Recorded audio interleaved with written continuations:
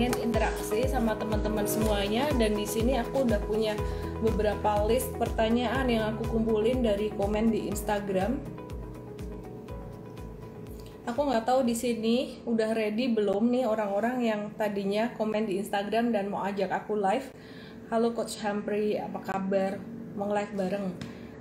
Malam Miss, sudah makan Miss? Belum. Tadi aku hampir ketiduran nonton Netflix. Untung bangun tuh ya. Oke. Jadi gak kemana-mana. Hari ini kerjaannya baca riset, nonton Netflix, main sama anak. Ada Iman Jel MS Handi, Hendry Wijaya 95, Jaibum dengan M banyak banget, _ Iksan _ Jibel, Richard _ Lee Jaya, pisang goreng kepok premium 88. Lucu banget nih ya, bikin lapar deh. Jadi kepengen pisang goreng aku. Oke, teman-teman yang tadi saya mention di Instagram, semoga udah ready ya teman-teman ya. Oke, aku akan kasih kode promo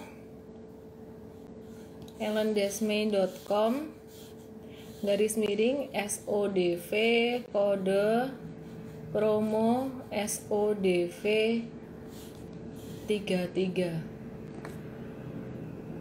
Malam ini belum pencet remote AC, aku nggak keisengan kayak gitu. Jadi ingat nih, jangan diingetin, aku jadi gelisah kalau nggak ada remote AC. Nah, ada. Oke, ya rambut rapiin dulu, bangun tidur ini. Ada YouTube-nya nggak ada. Malam hari ini aku akan nge-live bareng dengan teman-teman semuanya yang tadi udah kirim pertanyaan ke saya, dan juga buat teman-teman yang masih mau nge-live bareng saya, boleh tulis pertanyaan di kolom question yang ada tanda tanyanya, ada question mark di situ. Kemudian kasih tagar atau hashtag live. Karena kalau Anda nggak kasih tagar hashtag live, saya anggap Anda lagi nggak ready nge-live dengan saya, gitu ya. Oke. Dan jangan kalau udah nge-request saya live, abis itu saya invite, terus Anda kabur entah kemana gitu. It hurts my heart. Ternyata yang aku mau invite nge-live, oke, ada Jaibum. Halo Jaibum. Sebelum saya bahas tentang market ya, aku mau bahas tentang market. Kemarin Dow Jones jatuh banget, hancur ya. Ini aku mau ajak teman-teman nge-live dulu nih ya. Waiting for Jaibum. Liburan nggak mandi, nggak siap live, tahu aja. Aku sehari ini baru mandi sore ini, hanya karena mau nge-live. Rahasia. Oke ya. Mana ini yang aku ajak nge-live? Ready dong. Waduh, nggak ready juga. Oke, sambil nunggu Jaibum approve saya udah invite ya. Saya akan bahas dulu tentang market ya. Ini ada indeks Dow Jones. Kemarin hancur, jatuh 3,43%, dan kita lihat malam hari ini nanti gimana. Perkiraan saya dia bakalan ketahan di angka 26.192. Itu ada support sangat kuat di MA 100-nya. Ya, aku ditolak Jaibumnya nolak aku, padahal tadi kasih pertanyaan di ini komen. Oke, aku lanjutin ya teman-teman ya. Untuk indeks Dow Jones sendiri, ini turun dalam banget, terus kemudian S&P 500 ini juga turun banget. Jadi ini sebenarnya ada ngejawab pertanyaan dari Iman Jel MS Handi, cuman kayaknya orangnya nggak ready juga di sini. Iya, orangnya kayaknya nggak ada deh, Iman. Dia nanyain tentang, let me check ya, karena waktu lalu ada yang mau nge-live sama saya, terus saya cari nggak ada, ternyata orangnya ada sampai udah gosok baju yang paling cakep gitu, ternyata nggak ada. Dia nanya di US nih market jatuh gitu, terus gimana di Indonesia, kalau market di US crash terus di Indonesia gimana gitu. Indeks S&P 500 kemarin turun tajam banget, dia breaking down dari MA 100-nya di level 3.300, dia breaking down ya. Perkiraan aku S&P 500 akan tertahan di MA 200 juga, di angka 3132. Jadi kalau indeks Dow Jones-nya, Dow Jones Industrial, dia akan tertahan, DJI dia akan ketahan di 26.130. Kalau S&P 500 dia akan ketahan di level 3.100, sekitaran 3128 ya. Jadi malam hari ini bakalan turun lagi nggak sih indeks-indeks di Amerika, saham-saham di Amerika masih bisa turun. Penyebabnya apa? Karena yang pertama COVID-19-nya masih kenceng banget di sana.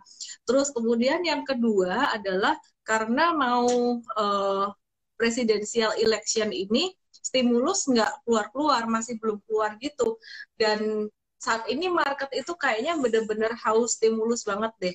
Kesimpulannya apa? Apakah Indonesia besok hari Senin bakalan jatuh sahamnya? Kalau misalkan Indonesia ngikut jatuh, ngikut terkoreksi, teman-teman nggak usah takut ya. Aku udah kasih tahu dulu. Teman-teman nggak usah takut, nggak usah khawatir. Kalau Dow Jones rebound gimana? Ya, that's not a big problem pastinya. Kalau saham naik kan teman-teman nggak panik. Yang jadi masalah adalah kalau malam ini jatuh, Senin gimana? Nah, aku cuma mau kasih tahu, jangan khawatir, jangan panik. Karena kalau misalkan ini jatuh, ini jadi kesempatan terakhir buat teman-teman yang belum punya saham untuk investing. Anda bisa dapat BCA murah, Anda bisa dapat ICBP murah, Anda bisa dapat BBRI murah, ya, dimana itu peluangnya sangat jarang banget dan tinggal, kalau aku lihat tahun ini mungkin tinggal ini aja. Karena apa? Karena setelah presidential election nanti mungkin nggak langsung di pekan pertama atau pekan kedua. Setelah presidential election nanti siapapun presidennya yang terpilih pasti mereka akan kasih stimulus, dan kalau Biden yang terpilih itu akan lebih baik karena dia janji akan kasih stimulus lebih besar. Nah, what to expect after US presidential election? Setelah pemilu Amerika ini yang bakalan terjadi, berpotensi terjadi adalah US dollar akan melemah, artinya rupiah akan menguat gitu teman-teman. Kenapa? Karena ya itu tadi stimulus ya, cetak uang kayak gitu. Itu memang bikin US dollarnya agak-agak melemah gitu. Dan emas akan naik lagi. Oke, jadi teman-teman jangan khawatir ya, nanti saham-saham perbankan juga kalau misalkan ada koreksi hari Senin nanti, ini adalah kesempatan bagus. Kan banyak nih yang kepengen dapetin BCA, BMRI, BBRI, ICBP, sekarang udah kemahalan semua kan. Oke, aku masih nungguin yang tadi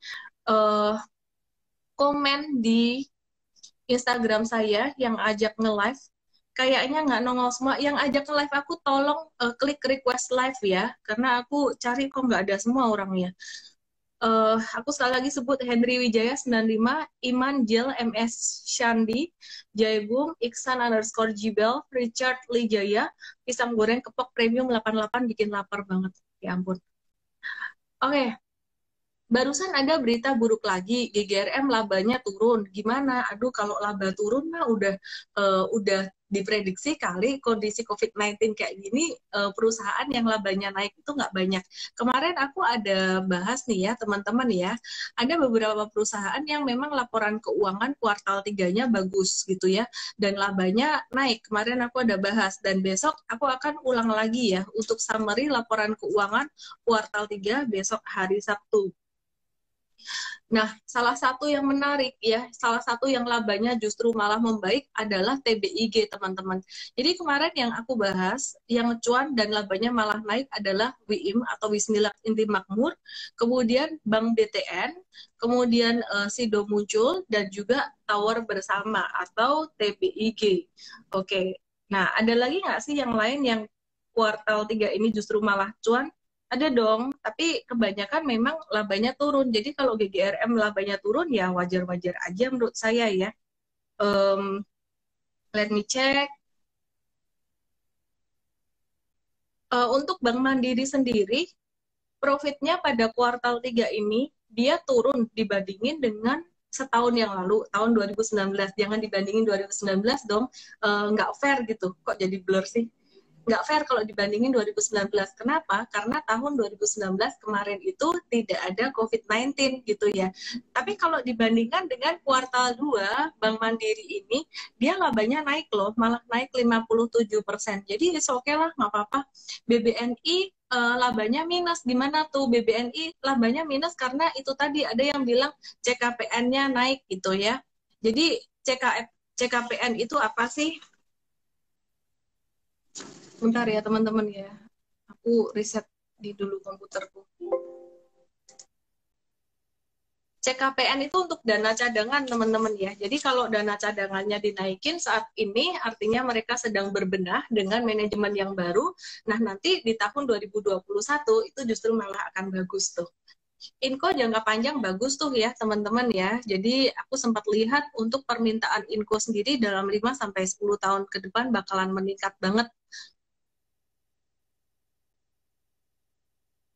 Aku akan bacakan aja pertanyaan-pertanyaan yang aku pilih. Tadi bagus-bagus sebenarnya pertanyaannya dari Richard_Lee Jaya. Kalau kamu ada di sini, boleh dong request live. Karena tadi saya pilih kamu dari ini, dari komen Richard Lee Jaya, whatever, nggak ada orangnya. Apakah orang yang hidupnya bergantung pada saham saja, tanpa pekerjaan atau bisnis, bisa kaya? Pertanyaan kalau kayak gini sih, ada nggak yang bisa kaya? Jawabnya ada, pasti ada. Cuman jangan salah mindset dari awal ya. Mindset yang salah dari awal itu adalah menggantungkan semua-muanya pada satu jenis investasi untuk bisa menjadi sangat kaya sekali. Kalau kita lihat roadmap orang-orang yang terkaya sedunia, memang pasar saham ini menjadi leverage. Menjadi leverage itu artinya jadi satu daya ungkit. Tapi bukan berarti pasar saham ini satu-satunya yang menjadikan mereka kaya raya. Bukan jadi kuncinya di situ aja. Kita sebut aja Warren Buffett. Warren Buffett ini memang dia sangat kaya sekali dari berinvestasi di saham. Cuman problemnya banyak orang yang cuman ngambil satu potong puzzle aja, satu cuil puzzle aja, di mana Warren Buffett kaya dari saham. Dia nggak melihat perjuangan Warren Buffett, di mana dia ngumpulin duit dari teman-teman, dari saudara-saudaranya untuk membangun Berkshire Hathaway. Dia nggak melihat perjuangan Warren Buffett, bagaimana dia mempelajari, cari perusahaan yang bagus, bisnis yang bagus. Di balik itu semuanya ada kerja keras dan kemauan keras untuk dia menjalankan sebuah bisnis dari Berkshire Hathaway itu sendiri. Nah, aku mau sambungin pertanyaan dari Richard Lee Jaya ini dengan satu quotes atau satu opini yang akhir-akhir ini lagi marak banget nih. Apa tuh? Banyak banget yang nanyain ke saya, apakah investor saham itu bisa ditinggal sambil tidur dan jadi kaya raya? Karena sekarang lagi terkenal, lagi rame banget ini. Beberapa hari yang lalu tuh ada yang kirimin saya gambar quotes kayak orang ini tidur tapi kemudian jadi investor yang kaya raya. Nah, teman-teman, saya cuma mau kasih tahu ya bahwa mungkin yang bikin gambar seperti itu mengambil cuma satu sisi aja dari mindset berinvestasi. Investasi jangka panjang itu kan mindsetnya memang kita beli dan hold, simpan, nggak diutak-atik, nggak banyak dilihat-lihat lagi gitu. Cuman yang jadi masalah adalah kata-kata beli dan tidur. Seorang investor saham yang berhasil, seperti contohnya Warren Buffett, dia investor saham yang berhasil, yang dia lakukan bukan bermalas-malasan, bukan ongkang-ongkang kaki. Yang dia lakukan adalah sehari masih baca 4-6 jam, baca laporan keuangan perusahaan tuh. Dia masih ngecekin perusahaan-perusahaan yang dia beli, tentunya sekarang dibantu dengan tim dong ya. Perusahaan-perusahaan yang dia beli, ini progresnya gimana? Secara bisnis model, manajemen, profitability, valuasinya gimana? Dan kemudian dia juga tetap terus membaca laporan keuangan perusahaan dari calon-calon perusahaan yang menurut dia menarik gitu. Mindset yang kedua, yang sangat salah sekali tentang investing adalah, mohon maaf kalau saya sebut nama, karena orangnya nggak bakal kenal saya juga gitu loh. Namanya adalah seorang yang sangat terkenal sekali, Robert Kiyosaki.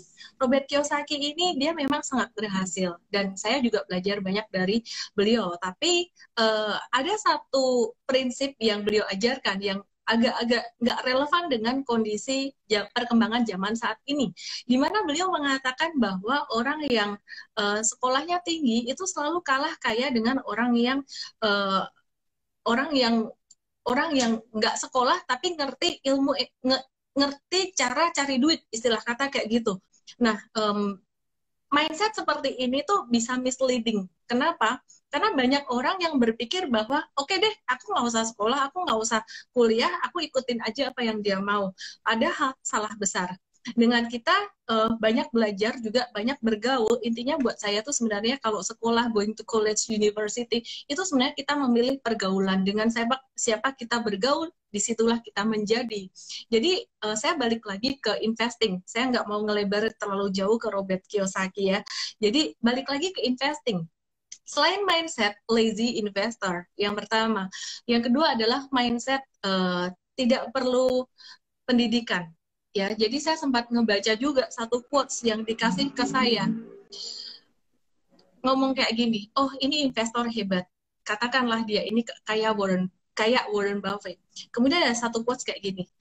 Dibandingkan dengan orang-orang di Harvard, orang ini jauh lebih kaya gitu ya. Dibandingkan dengan 99% lulusan di Harvard, orang ini atau entah dia menyebutkan orang ini atau saya, entah pokoknya orang ini jauh lebih kaya.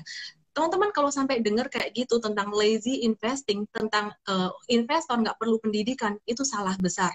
Dan memang mungkin ada beberapa orang, contohnya nggak usah jauh-jauh, Steve Jobs. Dia itu drop out dari kampusnya. Kenapa? Karena dia nggak punya duit. Karena orang tua angkatnya nggak punya duit, jadi dia memilih cara yang gimana caranya pokoknya dia bisa survive gitu. Jadi yang bagus banget adalah ketika Steve Jobs kasih speech atau kasih pidato di Stanford University, di mana pidato itu dia bisa mengubah seorang mahasiswa di situ yang sekarang menjadi pemilik dari Shopee, ya. Jadi menjadi pemilik dari si Garena. Aku lupa namanya, Forest Lee atau apa ya, aku lupa namanya, barangkali ada yang tahu bisa diingetin di sini. Jadi intinya adalah Steve Jobs sendiri meskipun dia drop out, dia sangat menghargai pendidikan itu sendiri. Saya nggak tahu tuh omongan siapa dan nggak usah provokator ya. Aku cuman denger simpang siur sana sini. Intinya teman-teman, aku cuman mau lurusin bahwa you need that education, you need to learn. Kamu nggak boleh jadi investor malas. Contoh tuh orang yang benar-benar berhasil kayak Warren Buffett. Warren Buffett itu benar-benar dia belajar. Oke. Kalau kamu tidur terus, jadinya nanti darah rendah. Kalau kamu rajin, cari perusahaan yang bagus, sekarang rajin ngecekin perusahaan yang valuasinya murah, kamu berinvestasi, kamu bisa kaya raya. Kalau kamu tidur terus, nanti jadinya lemes. Kayak aku hari ini nih kebanyakan tidur nih. Udah tidur masih ngantuk lagi. Oke ya? Ada pertanyaan lagi yang bagus banget dari Hendry Wijaya 95, tapi panjang banget nih ya. Aku coba rangkum. Apakah investasi jika sudah menggunakan rasio valuasi seperti contohnya PER, PBV, dan juga rasio utang?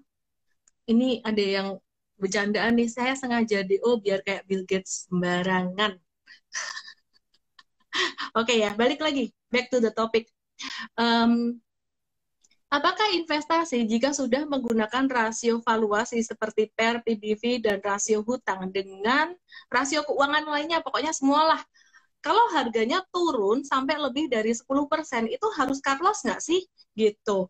Terus gimana caranya kita melakukan manajemen resiko buat value investor gitu. Karena kalau value investing kan kita harus nge-hold lama.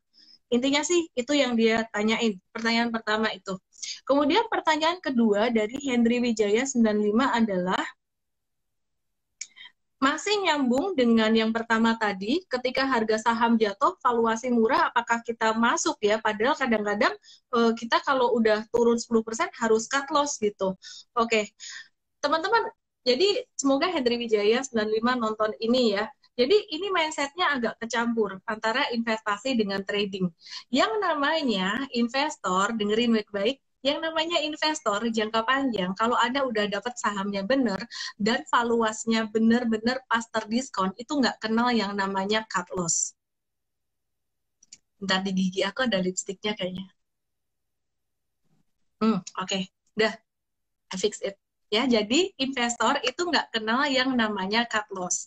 Cut loss itu adalah untuk trader, ya. Jadi cut loss itu untuk trader.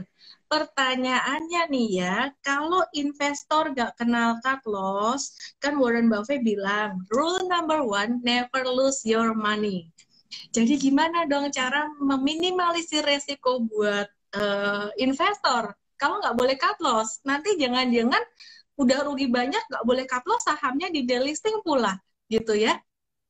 Jadi, caranya buat investor melakukan manajemen resiko adalah kita lihat pada Warren Buffett itu sendiri. Nomor satu, cara Warren Buffett untuk meminimalisir investor resiko di dalam berinvestasi saham jangka panjang adalah dia switch dari strategi apa tuh namanya cigar butt yang benar-benar murni value investing banget, dia mix tambahin dengan strategi growth investing atau strategi scuttlebutting yang dia pelajari dari Philip Fisher dan juga dari partnernya Charlie Munger.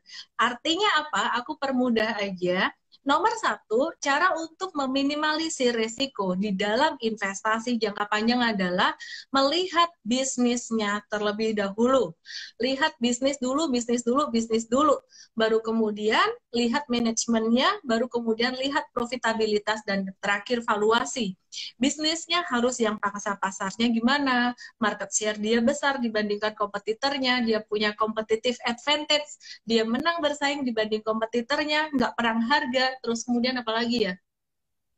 Banyak ya, kalau buat bisnis model, mesti harus ngerti juga bisnis model perusahaan apa yang defensif, bisnis model perusahaan apa yang cyclical, bisnis model perusahaan apa yang turnaround, bisnis model perusahaan apa yang fast growing, kayak gitu. Nah, itu yang pertama.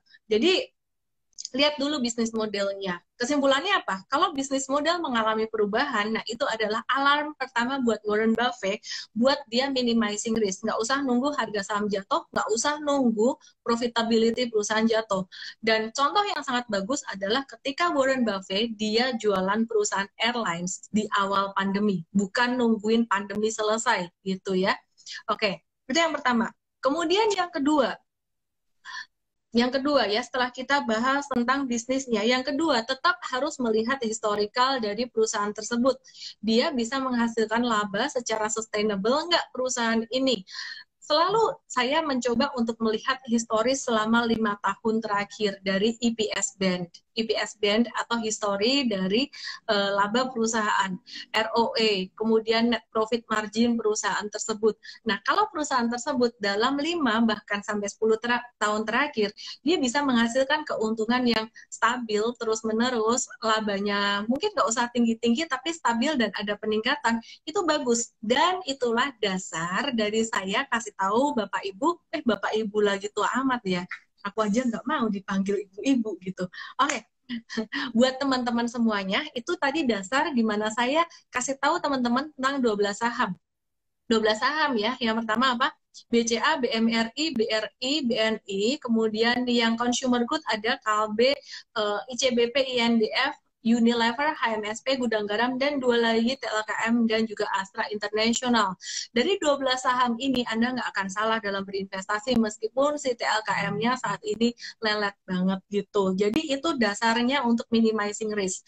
Baru poin yang ketiga adalah kalau Anda udah dapat perusahaan yang bisnisnya bagus, historical, secara profitability bagus, yang terakhir adalah valuasi. Nah, tahun 2020 ini valuasinya murah banget, banyak perusahaan yang valuasinya sempat murah banget di bulan Maret kemarin gitu. Jadi teman-teman, banyak orang yang filter cuman dari valuasi aja, ada yang filter dari bisnis aja. Kalau ngefilter dari bisnis model aja dan juga ngefilter dari bisnis aja dan juga ngefilter dari manajemen aja, itu biasanya rawan untuk kena growth trap. Growth trap itu artinya harga sahamnya naik tinggi, kemudian resiko dia bubble-nya pecah, pop, terus kemudian jatuh gitu.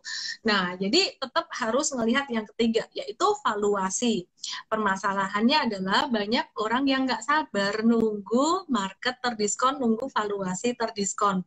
Tapi kalau pas lagi ada diskon gede-gedean kayak tahun 2020, ikut-ikutan ketakutan. Jadi prinsip yang terpenting dalam investasi jangka panjang, Warren Buffett bilang apa? Be greedy when others are fearful and be fearful when others are greedy. Others are greedy udah beberapa tahun ini. Jadi aku ngelihat saya nggak pernah ngomong tentang investasi bukan karena saya jijik dengan long term investing di saham. Tapi valuasinya selalu mahal, mahal, dan mahal. Saya mencoba untuk tahun 2018 kemarin ngelihat valuasi agak-agak diskon untuk Unilever, tapi untuk yang lain juga masih mahal-mahal gitu.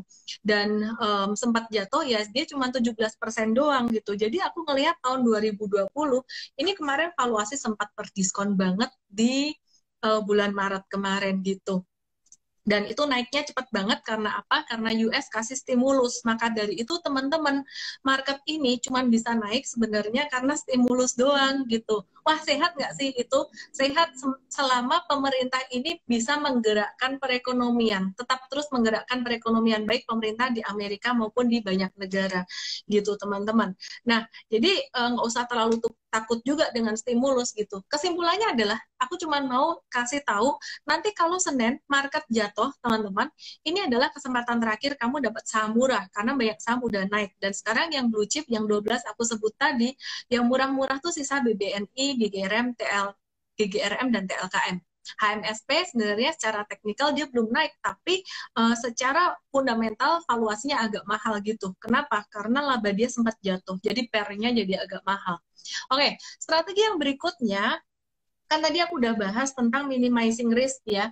Tapi kan waktu SODV beberapa waktu yang lalu ini ada disebut tentang strategi investasi cigar butt gitu ya, cigar butt atau strategi investasi pure value investing, di mana saya juga tertarik dengan perusahaan properti konstruksi dan juga perusahaan retail. Perusahaan retail itu contohnya kayak Ramayana, di mana itu akan jadi turnaround story 2021 ini. Analis-analis kayak kemarin Pak Bias juga melihat bahwa tahun 2021 ini bakalan jadi bagus banget untuk perusahaan-perusahaan tersebut gitu, karena kita semua udah new normal ya. Teman-teman perhatiin nggak, tadi aku sempat nonton berita dikit ketika ngantuk-ngantuk sebelum nge-live ini, habis nonton Netflix, itu di Jakarta keluar tol itu macet. Jadi kayak orang-orang sekarang ini udah, saya nggak tahu apa mereka juga udah capek banget dengan kondisi COVID, mereka mulai berani liburan. Aku nggak tahu teman-teman semuanya sekarang lagi liburan, lagi di rumah atau enggak. Intinya sih ya, sebenarnya tahun 2021 perekonomian akan lebih bergerak. Jadi saya melihat psikologi dari banyak orang tuh udah capek dengan COVID-19 ini. Jadi intinya teman-teman ya, kalau nanti market jatuh, teman-teman bisa ambil. Nah, balik lagi pada pertanyaan siapa tadi ya? Henry Wijaya 95. Cara meminimalkan risiko dalam investasi jangka panjang, satu, lihat bisnisnya dulu, kemudian baru lihat profitabilitas, dan yang terakhir valuasi. Valuasi sangat penting sekali. Jadi ketika tadi saya ada sebut 12 saham, itu udah lolos filtering semua, tapi bagaimana dengan saham-saham properti konstruksi retail yang saya sering sebut belakangan ini?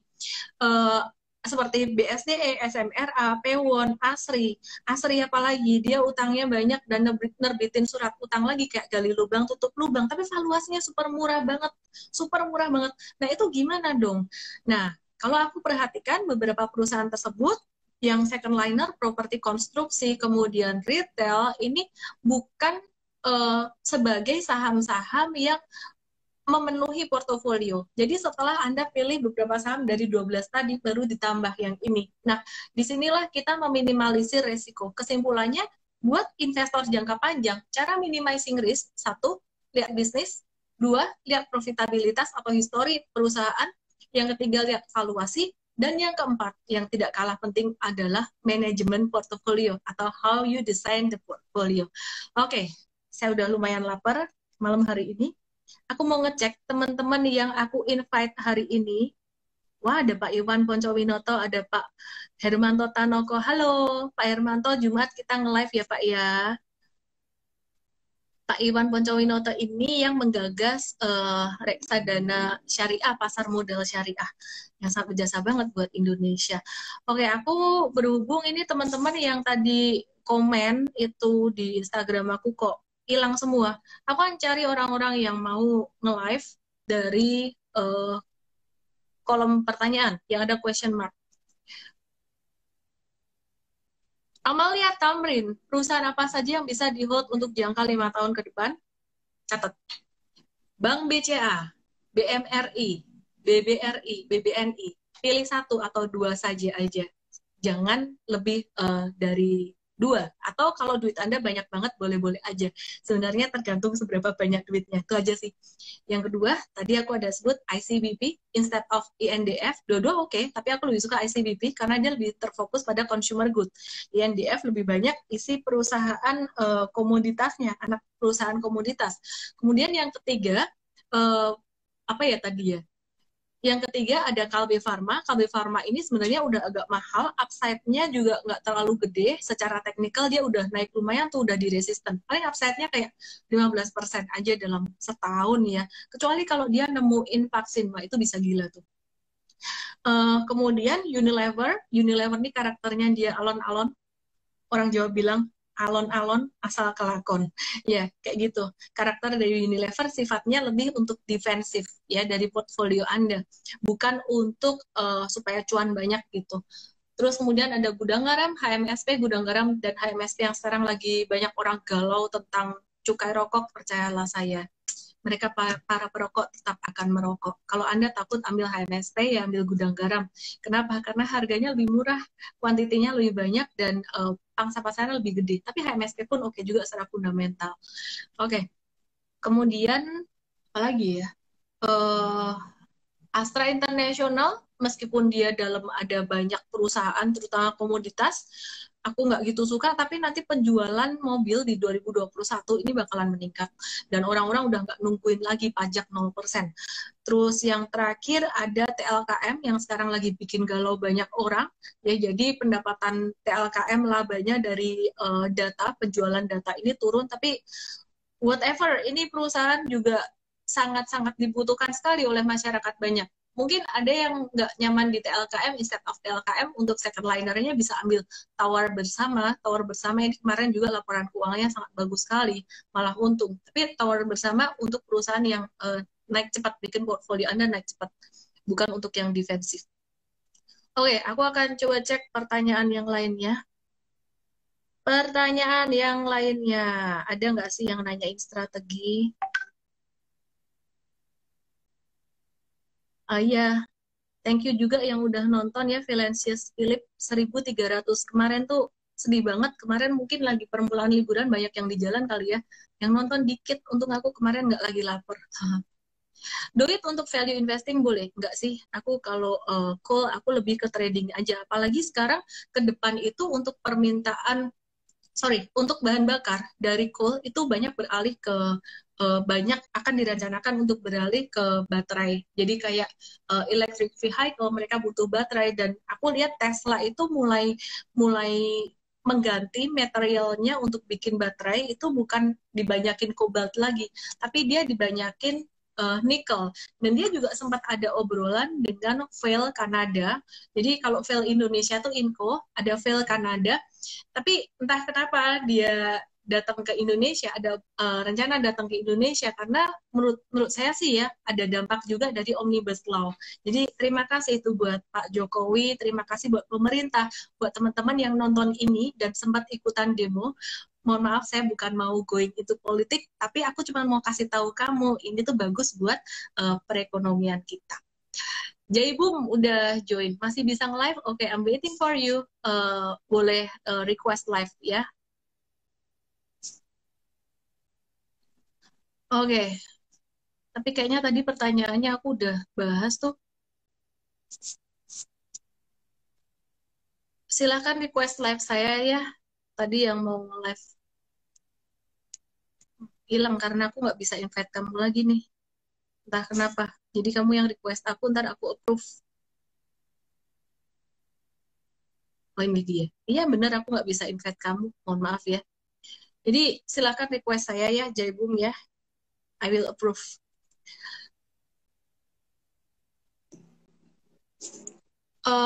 Kapan timing untuk masuk 100%? Kalau buat investasi, Saya sih kalau cerita sama teman-teman semuanya buat investasi itu siapin duit sampai Desember. Kenapa sampai Desember? Kenapa nggak dihabisin di September kemarin atau di Oktober ini? Karena masih banyak faktor indecision yang di September Oktober, ya, terutama terkait dengan US presidential election gitu. Jadi untuk harga batu bara dan juga oil sendiri ini juga kemarin sempat tertahan gitu, orang-orang juga nungguin. Aku perhatiin di akhir tahun ini yang bakalan naik tuh dari komoditas baik oil, CPO nomor 1, kemudian yang kedua coal, yang ketiga oil. Tapi 3 itu aku cuman mau buat trading aja. Jadi kalau kapan timing untuk penuhin portfolio? Desember harus udah penuh. Kecuali Anda punya banyak rezeki lagi. Kalau Anda punya banyak rezeki lagi, mau investasi lagi masuk di Januari ya, nanti kita lihat sama apa yang masih under value ya.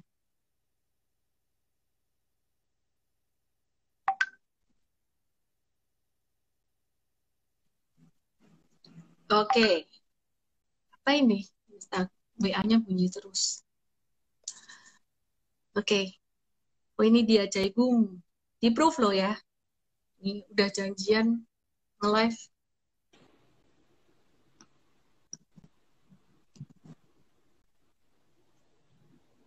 Cek-cek. Halo semuanya. Halo, Ce. Halo. Namanya siapa sih? Nama aslinya? Andi. Hani. Andi. Andi. Nggak kelihatan ini. Gelap di situ. Andi mau nanya apa, Andi? Mau nanya soal ini, Miss. Ambil contoh aja deh, kayaknya BCA gitu kan. Halo? BCA kenapa? Saya kan beli di 28 ribuan. Terus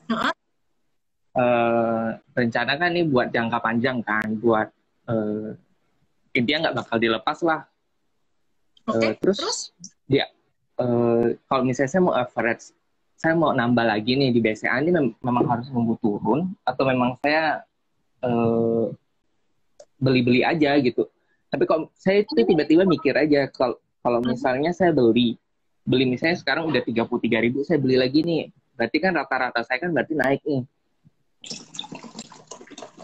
Terus? Kalau misal apa? Terus? Andi malu nih. Kalau misalkan udah naik, gimana? 33.000, berarti kan udah selisih 4 ribuan kan. Rata-ratanya kan paling jadi 30-an ribu. Itu dari konsep value investing tuh masih boleh dikatakan value investing nggak ya?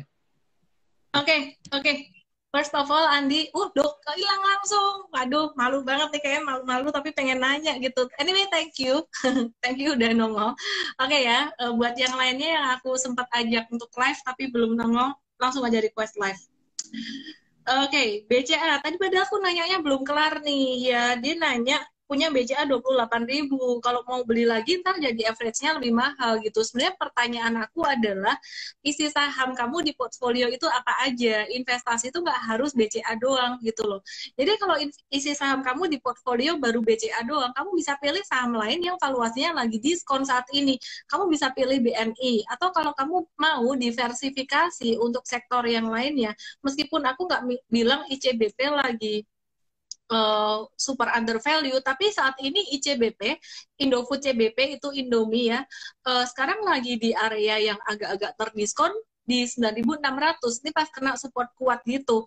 Dan nanti kalau misalkan ada diskon lagi, itu kamu bisa tuh masuk ICBP. Dan saya nggak tahu isi portfolio kamu. Kalau portfolio kamu udah 70% terisi blue chip, 30%-nya tuh boleh diisi dengan second liner kayak saham BSDE, SMRA, kemudian BSD suka. Nah, aku BSD, SMRA, Cetra, Asri, PTPP, WSKT, Prals. Ya, contoh beberapa saham itu. Anyway, ya teman-teman, it's the matter of portfolio management, bukan cuman sekedar satu saham aja gitu.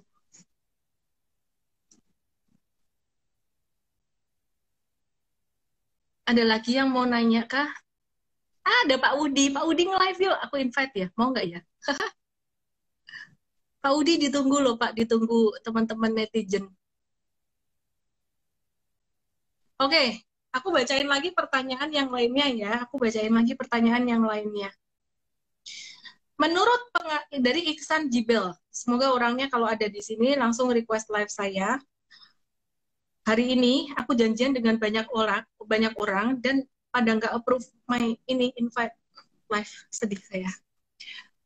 Iksan Jibel, menurut pengalaman saya, Ellen, selamat di pasar modal, biasanya IHSG itu cenderung naik di bulan-bulan apa aja? Kalau kondisi market lagi normal, teman-teman, biasanya bulan-bulan bagus itu adalah bulan November, Desember. Yeay, bentar lagi dong. Januari, Februari, Maret itu udah mulai agak-agak slowing down. Maret, April agak-agak slowing down. Terus biasanya memasuki pertengahan tahun, ya, kadang-kadang April udah mulai, kadang bulan Juni itu mulai turun lagi gitu. Kenapa? Kenapa kok bisa turun? Nah, itu sebenarnya yang disebut dengan sell on May and go away for holiday. Ini merupakan strategi dari big fund. Mereka buat ngalihin duitnya, konon ya. Ketika summer holiday, mereka alihin duit dari saham ke obligasi, dan karena mereka juga udah beli saham itu dari bulan Oktober November ya, kemudian udah naik, mereka juga mau profit taking gitu. Jadi secara kalau kondisi market normal, aku ngelihatnya sih bulan-bulan kayak gitu. Tapi kita tidak bisa melihat siklus setengah tahunan doang, ya. Kita nggak bisa ngelihat siklus 6 bulanan doang. Kita mesti ngelihat siklus besar juga. Dimana kalau siklus 6 bulanan biasanya bottom itu di bulan September Oktober, harusnya di September Oktober. Tapi kalau kita ngelihat siklus besar, siklus 5 tahun, siklus 10 tahunan, ada masa di dalam siklus tersebut, ada tahun-tahun tertentu di mana itu menjadi tahun bullish. Contohnya 2007, contohnya 2009, contohnya 2017. Di mana ketika tahun-tahun itu adalah tahun-tahun naik, maka September Oktober itu tidak harus selalu menjadi bottom atau bulan turun gitu. Oke. Terkait baterai vehicle, kira-kira emiten apa saja bisa dijadikan sebagai investasi jangka panjang? Kalau pertanyaannya kayak gitu, aku to the point jawab Inco. Tapi investasi jangka panjang is not just the matter of investing aja. Tapi investasi jangka panjang ini juga bicara tentang portfolio management atau risk management. Jadi teman-teman yang mau belajar lebih lanjut, lebih intensif, langsung aja ke mtrade.id.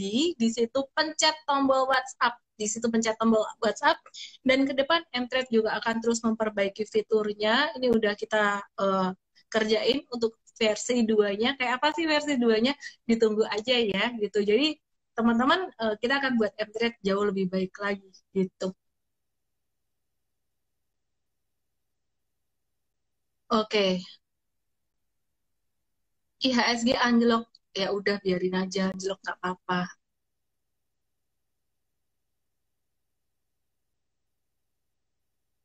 Oh, ini ada investor kalau Sosro Sinaga. Saya udah masuk BRI buat jangka panjang, tapi aku jadi mau trading. Bagus nggak BRI di trading kan?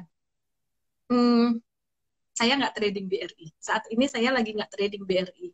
Ada kalanya dia bagus di tradingin, itu di bulan Maret kemarin. Maret itu aku dapat 35% sekitaran lah, 30-35% di BBRI hanya dalam waktu 2 atau 3 hari aja. Tapi itu kenapa? Karena BRI itu pas di bottom, kejadiannya sama kayak gini nih. Jadi sebelum liburan, aku ada sempat beli. Kemudian libur dong beberapa hari. Dalam masa libur itu, Amerika tuh keluarin stimulus gede banget, terus kemudian dia turunin suku bunga. Ya, jadi kebijakan moneter dari The Fed itu sangat agresif sekali waktu itu. Sehingga market tuh di Amerika naik-naik terus dalam beberapa hari, sampai kayak nabung naik gitu ya. Dan ketika bursa buka di hari Senin ya, pas liburan kelar, waktu itu kalau nggak salah libur Nyepi, wah langsung naik kenceng banget. Dan BRI waktu itu kita jual hanya dalam 2 atau 3 hari aja tuh sekitaran profitnya 30-35%. Tapi itu cerita masa lalu. Kalau kondisi sekarang BRI nggak turun banyak banget kayak gini, udah fluktuasinya udah nggak terlalu banyak, aku keep dia buat investing. Wah, ada tuh ternyata Iksan Jibel. Mana kok nggak request live?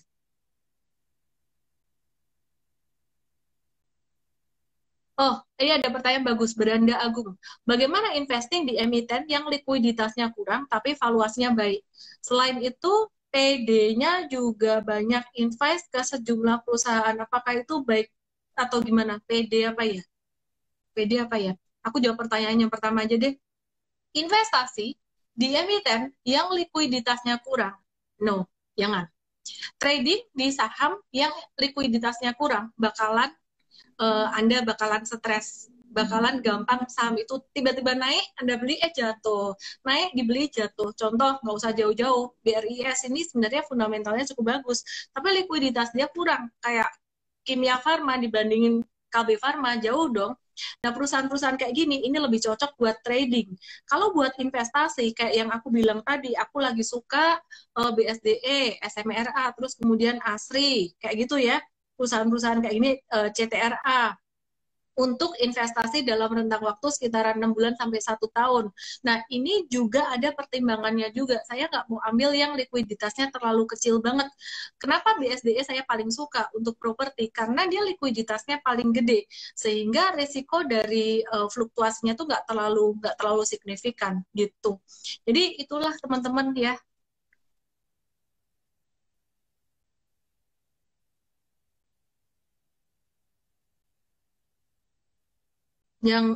Yang gratisan aja nggak join Mtrade tiap hari di serve terus nih. Liburan aku masih nge-live, apalagi yang join Mtrade. Jadi pertanyaan-pertanyaan kamu akan dijawab ya. Jadi kita ada fitur tanya jawabnya secara real time. Bukan real time ya, di jam kerja. Bilang real time ditembak aku nanti. Liburan minta dijawab. Sementara masih di jam kerja, kita akan usahakan ke depan supaya bisa tanya jawabnya terjawab di luar jam kerja juga gitu. Indratan 01, menurut Ci Ellen, kapan early recovery ekonomi Indonesia? Sekarang juga udah recover. Kalau teman-teman perhatikan data perekonomian dari bulan ke bulan ya, setelah kemarin kena kehantam COVID-19 parah, itu kalau nggak salah paling jelek itu di Mei, kalau nggak salah ya. Jadi kuartal 2 tuh parah banget, tapi kuartal 3 sekarang udah jauh lebih baik gitu. Jadi meskipun dibilang bakalan resesi, minusnya tuh cuma 2% aja GDP, bukan sampai 5,3% gitu. Jadi udah membaik lah, jauh membaik, dan juga PMI juga udah membaik meskipun September kemarin agak turun gitu.